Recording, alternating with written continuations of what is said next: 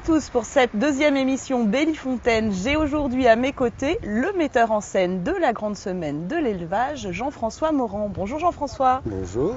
Alors, c'est vous qui êtes le superviseur de l'ensemble des pistes de la grande semaine, mais j'imagine que vous n'êtes pas tout seul. Alors parlez-nous un petit peu de votre organisation et de votre équipe.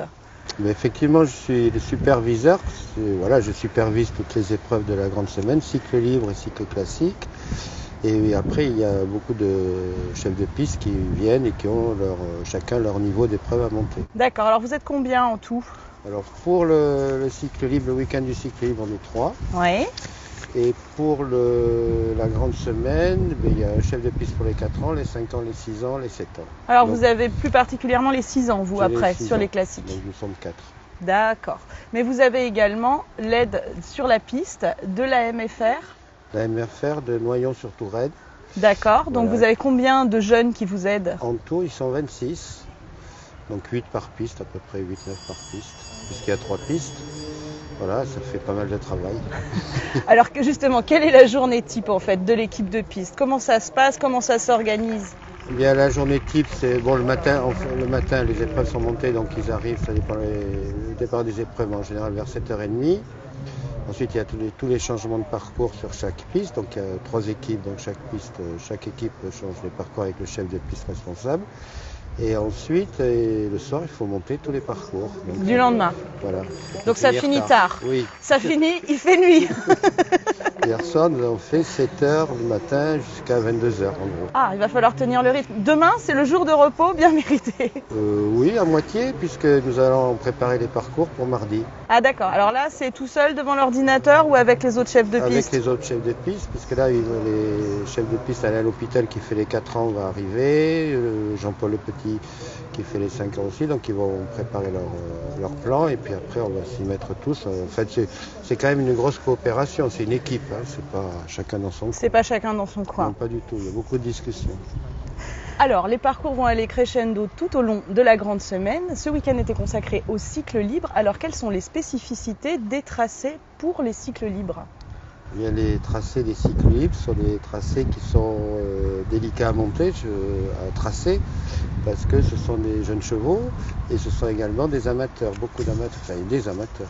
Donc il faut que tout le monde s'amuse en même temps et qu'on arrive à faire une petite sélection. Donc on fait très attention à ce qu'il n'y ait pas trop d'éliminés. Ce qui ne veut pas dire, ce qui n'enlève rien à la technicité de l'épreuve. Voilà. Alors du coup, vous faites attention à quoi concrètement, précisément sur les parcours? Mais dans les tracés, dans les virages, dans les courbes. Donc des grandes courbes. Voilà, dans les grandes courbes. Sur le grand terrain, on essaye de pas trop les perdre. Et de ne pas jouer peut-être trop sur les dénivelés? Non, pas trop. Ça sera pour la semaine prochaine? Oui, encore on fait attention aussi. Sur le petit parquet qui est un beau terrain mais délicat, on fait attention avec les ombres, les arbres, pas trop les mettre en difficulté avec ça. Et puis sur la carrière des Princes en sable, c'est plus facile. Vous avez un parc d'obstacles spécifique pour les jeunes ici à Fontainebleau? On le prépare en amont avec le fabricant, enfin le personne responsable. Le constructeur. Donc on a 3 parcs, hein, un pour chaque piste, qui sont tout à fait autonomes, comme ça on n'est pas obligé d'aller chercher un obstacle sur un autre terrain. Ça, pour ça on a bien organisé le... D'accord, donc c'est des obstacles qui sont quand même très différents de ce qu'on peut voir quand effectivement il y a d'autres concours sur le grand parquet. C'est des chandeliers beaucoup moins massifs. Oui, et puis après on a beaucoup de petits appels pour faciliter les obstacles, pour qu'on puisse faire par exemple des verticaux à 2 plans, pour faciliter les obstacles, des appels, des petites barres qu'on peut poser par terre. Enfin, on a plein de petites choses qu'on a préparées à l'avance.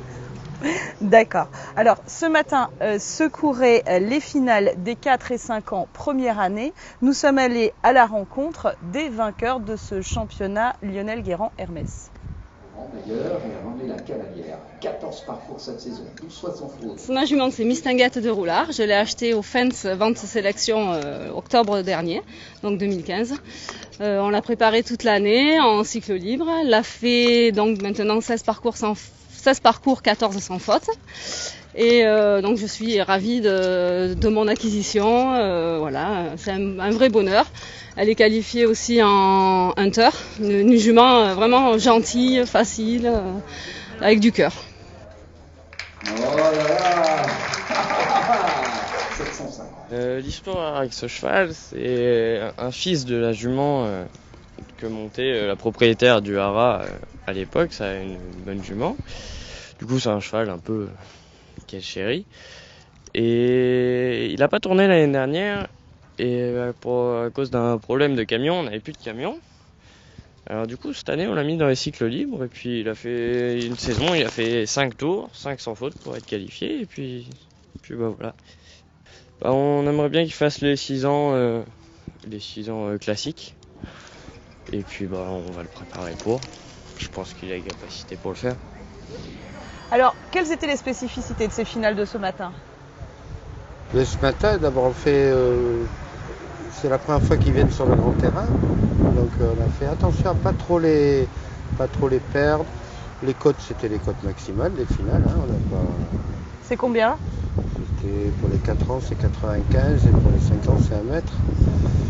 Et on a mis les cotes et on les a un petit peu quand même baladés partout sur la grande piste. Pas trop sur les pentes, effectivement. Et en fait, ça s'est plutôt bien passé. On a eu très peu d'éliminés, je crois.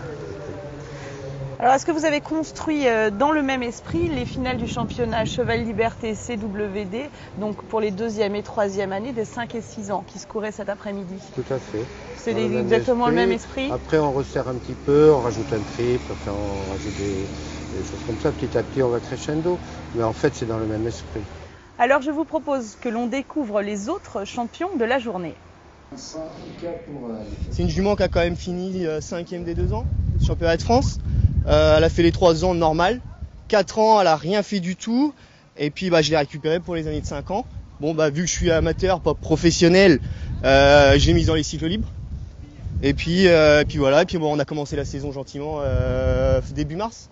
Je suis un ancien cavalier jeunes chevaux qui est quand même monté des jeunes chevaux pendant quelques années. J'ai ensuite arrêté en juillet 2012 pour changer complètement d'univers professionnel. Maintenant je suis chauffeur routier dans le secteur du TP et puis voilà, puis étant mesuré que je remonterai jamais à cheval jusqu'au jour où j'ai eu l'occasion de récupérer la jument.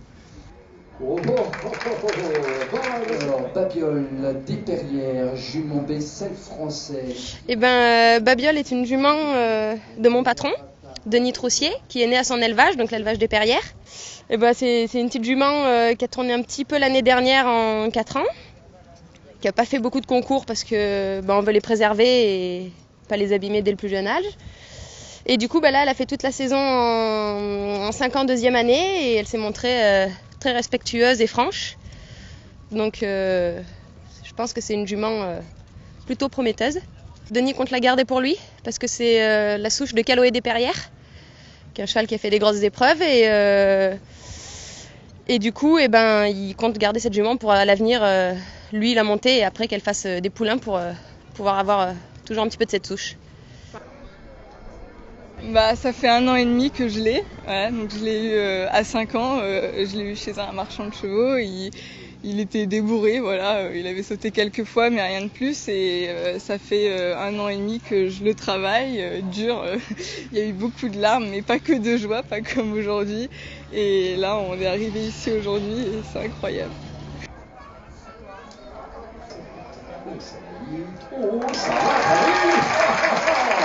Pour la petite histoire, cette jument, c'est un produit de mon ancienne jument, qui est devenue poulinière en fait pour le compte de mon ancienne patronne. De gagner ici aujourd'hui avec elle, c'est inattendu.